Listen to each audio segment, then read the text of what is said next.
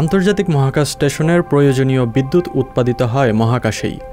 শক্তি উৎপাদনের জন্য ব্যবহার করা হয় শক্তিশালী সোলার প্যানেল। সূর্যের আলো থেকে শক্তি নিয়ে অন্যান্য স্যাটেলাইটের মতোই চলে একটি ফুটবল মাঠের সমান এই অবকাঠামোটি। সম্প্রতি সেখানে যুক্ত করা হয়েছে নতুন সোলার প্যানেল।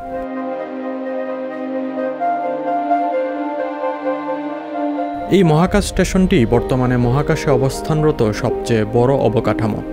1998 সালে এটি মহাকাশে স্থাপন করা হয়। মেয়াদ বাড়িয়ে স্টেশনটিকে 2031 সাল পর্যন্ত ব্যবহার করার সিদ্ধান্ত নিয়েছে মার্কিন মহাকাশ গবেষণা সংস্থা নাসা। সেখানে থেকে মহাকাশে কাজ করতে পারেন 7 জন বিজ্ঞানী। অন্যান্য কাজের পাশাপাশি তাদের নিত্যদিনের কাজকর্ম ও গবেষণায় প্রয়োজন হয় অনেক বিদ্যুৎ।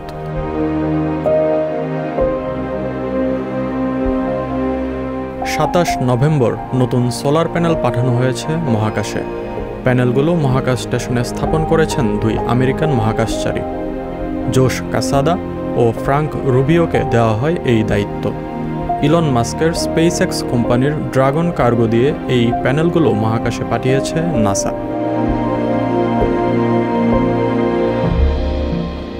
ড্রাগন কার্গো স্পেসএক্সের বানানো সর্বাধুনিক প্রযুক্তির ক্যাপসুল। স্পেস স্টেশনে মহাকাশচারী নিয়ে যেতে, ফিরিয়ে আনতে কিংবা মালামাল পৌঁছে দিতে তুলনামূলক নিরাপদ প্রমাণিত হয়েছে এটি। মহাকাশে কাজ শেষে বায়ুমণ্ডল পেরিয়ে প্যারাশুটে ভর করে সমুদ্রে অবতরণ করে ক্যাপসুলটি। মহাকাশচারীদের ভ্রমণ নিরাপদ করতে অত্যাধুনিক প্যারাশুটের ব্যবহার করা হয় ড্রাগন কার্গোতে।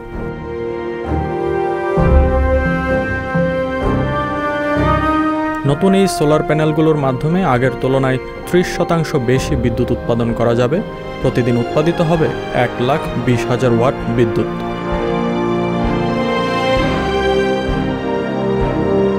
মহাকাশচারীদের এই প্যানেল বসানোর ভিডিও চিত্র প্রকাশ করেছে নাসা। শীতল মহাকাশে ভরশূন্য সেই পরিবেশে দারুণ ঝুঁকি নিয়ে কাজ করতে দেখা যায় তাদের। মনে হয় যেন মহাকাশে হাঁটছেন তারা। তাদের এক পাশে দেখা যায় মিহি কালো সীমাহীন মহাকাশ, আর অন্য পাশে আমাদের নীল গ্রহ পৃথিবী। মোহনীয় সেই পরিবেশে কাজ করতে একটু ভুল হলেই ঘটে যেতে পারে বিপত্তি। তারা হারিয়ে যেতে পারেন কালের গহ্বরে।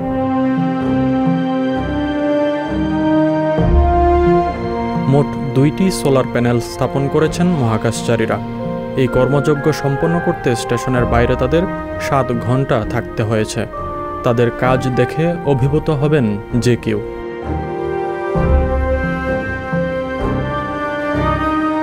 আসিফ মাহমুদ, ডেস্ক নিউজ, সংবাদ প্রকাশ।